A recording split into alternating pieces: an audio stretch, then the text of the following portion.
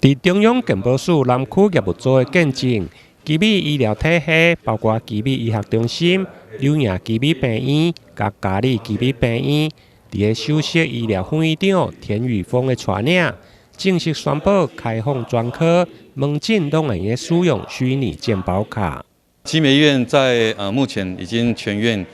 开通，各个科部呢都可以来使用虚拟健保卡，包括中医、西医、牙医都可以来使用。那虚拟健保的好处呢，就是说我们以后不用再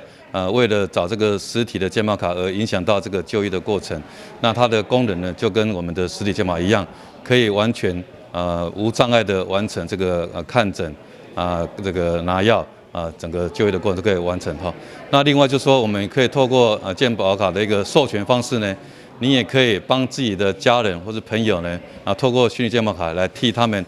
到医院来拿药或者开慢签，那实际上是一个非常方便的一个设计哈，那也蛮符合我们现在医疗走向这个科技化这个行动化以及数位化这样一个模式哈，那特别是在后疫情时代呢这种零接触的就医模式，更是符合我们目前后疫情时代一个就医的方法。健保署南区业务组的组长林春美表示，过去使用虚拟健保卡，病院端阁需要增设扫描器。现在扩大病院使用虚拟健保卡的 API 程式，不但专医专科的门诊拢会用使用，而且民众嘛会用一支手机绑一张卡，或者是一支手机绑一张卡，相当的方便。我们过去的实体卡一人只有一卡。那现在的虚拟健保卡可以绑在手机，手机上面可以多卡绑一机，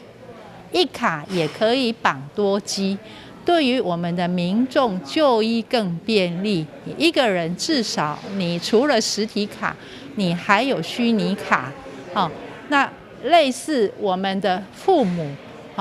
长辈们。在就医，儿女会更方便。你可以把父母的卡绑在你的手机，也不会有遗失。那小孩呢？妈妈可以把小孩幼儿的卡绑在他的手机，跟保姆之间在就医上面会更便利。因为申请虚拟健保卡，必须要下载健保快易通的 App， 才会快速来开通甲绑定，